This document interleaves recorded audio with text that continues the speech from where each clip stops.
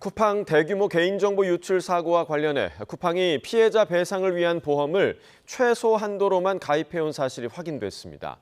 김범석 창업주에 대한 책임론도 커지고 있지만 김 이장은 여전히 침묵하고 있습니다. 취재기자 연결해서 살펴봅니다. 오동건 기자 자세히 전해주시죠. 네, 쿠팡이 고객 계정 유출 사고의 피해자를 구제하는 개인정보 유출 배상보험을 법정 최소 금액으로만 가입해온 것으로 확인됐습니다.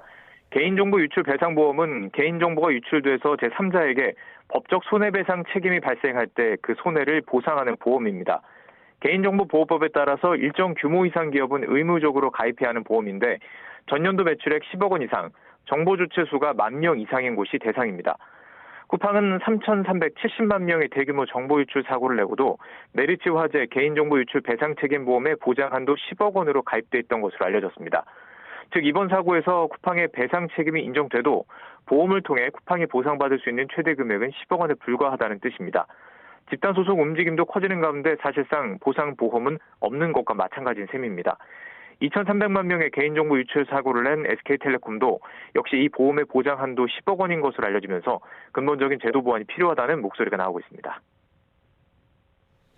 네, 쿠팡 김범석 창업주에 대한 책임론도 계속되고 있는데 여전히 침묵 중이죠?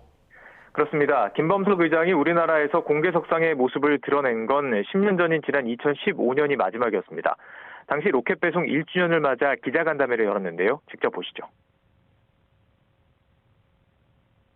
저희는 택배를 하려고 이 도전을 한 게 아니고 물류를 하려고 이 도전을 한 게 아니고 고객들의 삶의 질을 커머스 서비스로 한층 끌어올리기 위해서 한 것입니다. 김범석 의장은 이렇게 쿠팡은 고객 삶의 질을 올리기 위한 서비스라고 밝혔지만 최악의 고객 정보 유출 사고에는 여전히 침묵하고 있습니다. 김 의장은 2021년 한국법인이사회 의장직과 등기이사직에서 물러나면서 한국사업과의 법적 연결고리를 최소화했습니다.